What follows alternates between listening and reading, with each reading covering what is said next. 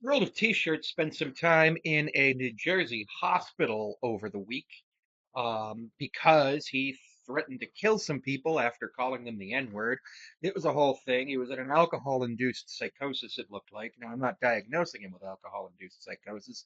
What I can tell you is that it looked bad, and he went to the hospital while he was in Jersey and Atlantic City, which is fortunate that he was able to get some treatment, but unfortunate that it wasn't enough treatment. He was not there for 72 hours.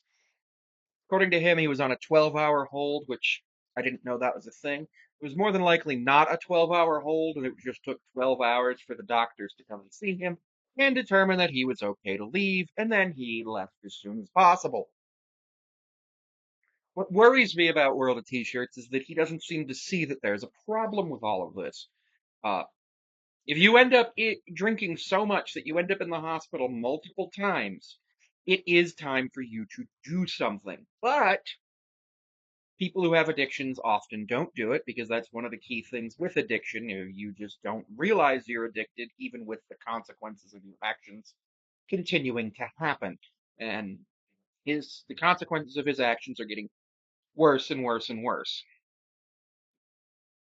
At first, the consequences of his actions were back when he was sober, when he stomped the fish, were people being mad at him on the internet. He probably could have been charged with cruelty to animals for that, but a lot of people were like, he's an autistic 19-year-old or 20-year-old and he didn't know any better, so they didn't charge him with animal cruelty. But he did lose his social media account for a little bit, got it back, it's a whole thing. And then it got to the point where people would start trolling him and annoying him, and he would escalate so that people would continue to troll him and annoy him, and it would escalate and it would be a cycle. Now it's gotten to the point where even if people aren't trolling him, uh, yeah, it's bad. So it's one of those things where it's like, what are you doing? He thinks people are chasing after him with knives.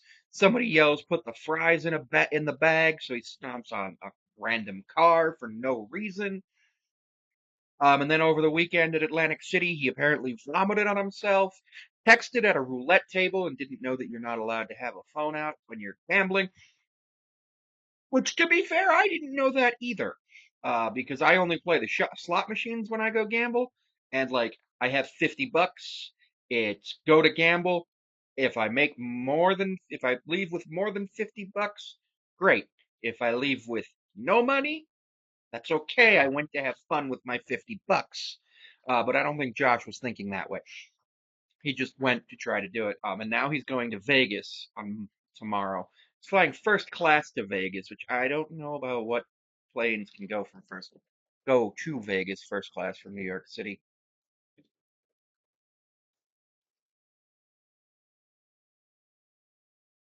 There are actually first class flights to New York City, but I really don't know if it's like the actual first class like you would see on a international flight. No, it's not. It's just sort of like a more seat room as the first class in America, which is annoying.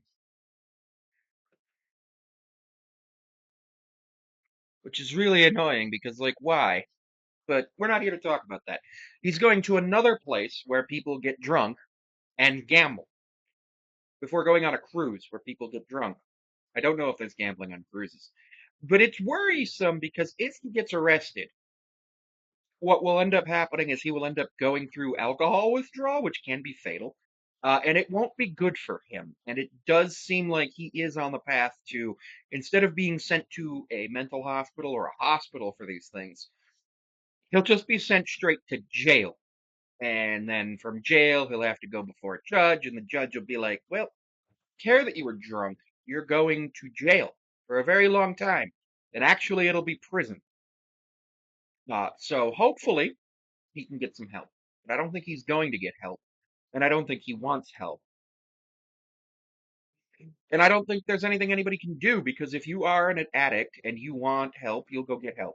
If you're an addict and somebody offers you help, often what will end up happening is you'll cut them off from your life, which is really unfortunate that that happens because they just want what's best for the person. But I don't think that people around Josh that aren't his family want what's best for him. We know we've got Based, we've got Michael Quinn, we've got all that. But even if they did, he still needs to want the help. You could put him in rehab, and he could do everything he's supposed to do, and then just leave, and then he'd end up with just going back to drinking, going back around New York City. I don't know if he actually sees how embarrassing it is when he goes around the city arguing with people, screaming at people, and all that. I know he reads the comments on his TikToks, and I know he threatened to somebody with a lawsuit. I think it was World of Sigmas or something like that. So I assume he at least sees some of the stuff that happens with him, but I don't think he understands how embarrassing it is.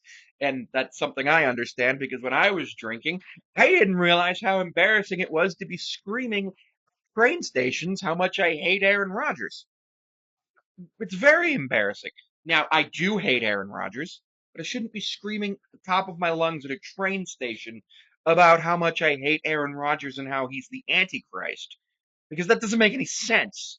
But when I was drunk, I was doing it because I didn't have any inhibition. And that's what's going on with Josh.